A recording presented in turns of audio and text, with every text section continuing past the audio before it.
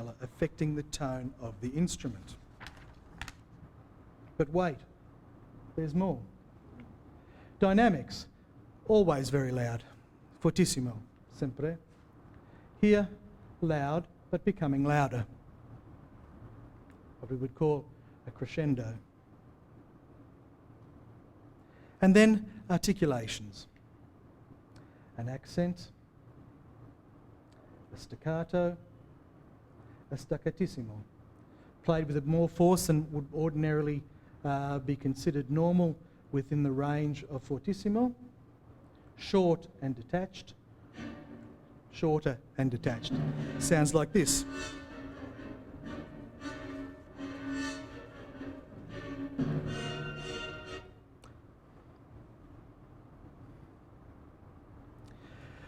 What happens then when we take that score, which is very clearly pitch and rhythmic centric, but has all of the other information embedded within, and change the relative weighting of the parameters?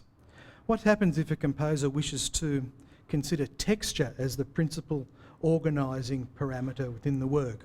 Or perhaps using extended techniques and new sounds of the instruments, perhaps deconstructing the instruments so that the actual mechanics of the instrument, the sounds of the mechanisms of the instruments themselves become equally important in the musical discourse.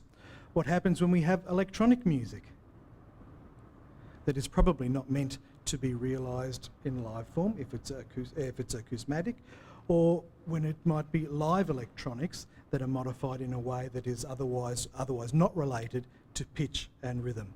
And what about the old chestnut of improvisation, spontaneous composition by a performer or range of performers? Well, as it was explained to me many years ago, the notation that you choose must best suit the type of piece that you write.